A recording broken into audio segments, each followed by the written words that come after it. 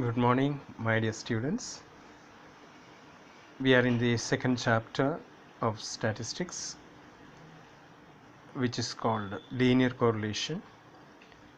As you know, there are 12 marks to obtain from this chapter. There will be is 1 mark question from section A, again 1 mark from section B, a 2 marker from section C, a 3 mark question from section D, and a 5 mark one from section F. So there are 12 marks which you have to obtain from this chapter. These are some of the contents of your textbook. Today let us see once again what is linear correlation. You have studied in the last academic year, that is in class 11, regarding measures of central tendency, then skewness, dispersion, etc. You might have perhaps observed that in all those contexts we were studying about the characteristics of only one variable. That was at class 11 level. Now, in order to make comparisons between two variables, under correlation we have two variables which are connected or closely related, like price of an item and the supply, or quantity of rainfall in a year and the agricultural yield. These are all related variables. When a distribution is said to be univariate distribution,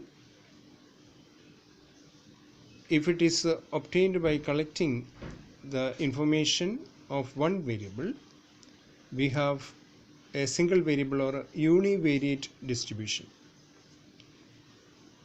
Suppose the marks of students are written on a sheet of paper, then we can say that is a univariate distribution. The information obtained for two different characteristics of a unit at the same time, it is called bivariate data, and the distribution obtained from it is known as bivariate distribution. Examples can be price and supply of an item, monthly expenditure and saving of families, or age of husband and age of wife. Now, what is linear correlation? Let us find out it. Before that, we should understand that two variables are said to be correlated if there is a cause-effect relationship between the two variables.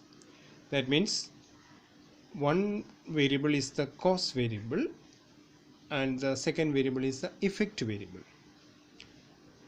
For example, if advertisement and sales are given to you, we can understand that cause variable is advertisement and the effect variable is sales.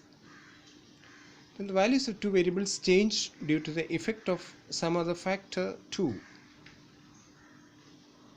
Okay, it need not be always cause and effect. It can be due to other reasons as well.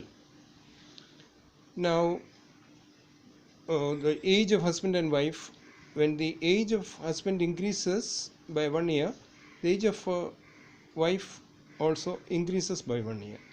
It is not connected with cause and effect, but they are natural phenomena. Now, when you talk about linear correlation, let us try to understand what it really means. If there are simultaneous changes in the values of two variables, then by cause and effect, then it is said that there is a correlation.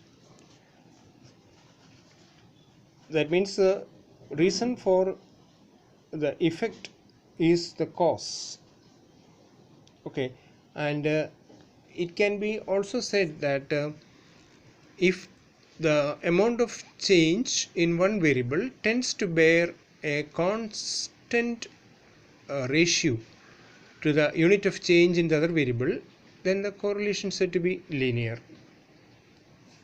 What does it mean? The amount of changes in one variable tends to be in constant ratio to the unit of change in the other variable.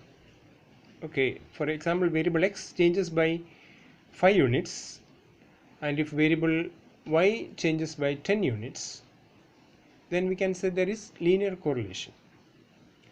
Generally, exact linear correlation exists in natural sciences like mathematics and physics. That is, of the change in one variable, the value of the other variable changes in constant proportion.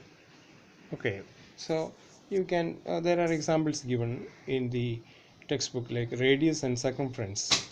Okay, there is a close relation between these two factors. Time taken by an object to travel, that is the speed, and the distance traveled by an object. These are all this can be explained scientifically, and there is correlation between these two variables. So linear correlation should be understood that way. Then we should also know what are the two types of correlation. We can say there is positive correlation and there is negative correlation. Positive correlation means when the changes in the values of the correlated variables are in the same direction, the correlation between them is said to be positive. So here the direction is important, which way the variables change. If both the variables show changes in the same direction, then it is positive correlation, and if the variables move in opposite ways, when one variable rises, the other variable falls, then we can say there is negative correlation. So here the correlation is negative because due to change in one variable, the other variable changes in the opposite direction. That is a negative correlation. So there we can have examples for positive correlation. When advertisement increases, sales also increase. That means there is increase in both the variables. Or price and supply, age of husband and age of wife. Okay, number of vehicles and accidents on a road. These are all positive correlation examples. Negative correlation is when one variable increases, other variable decreases. When price increases, demand decreases. So there is a inverse relationship. Okay, and that is a negative correlation. Okay, and one more thing is correlation and coefficient of correlation.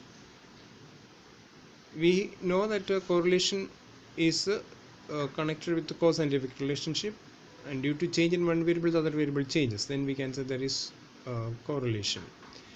But coefficient of correlation is the measure of the strength of a linear correlation between two variables. It is the measure of the strength of linear correlation between two variables. It is denoted by small letter r. The correlation coefficient is a numerical measure of a correlation which shows the strength or degree of linear correlation between two variables, as suggested by Carl Pearson. There are different methods of studying correlation. The scatter diagram method is there, Carl Pearson's product moment method, and Spearman's-Stein correlation method are there. So these are the three methods which we have to study.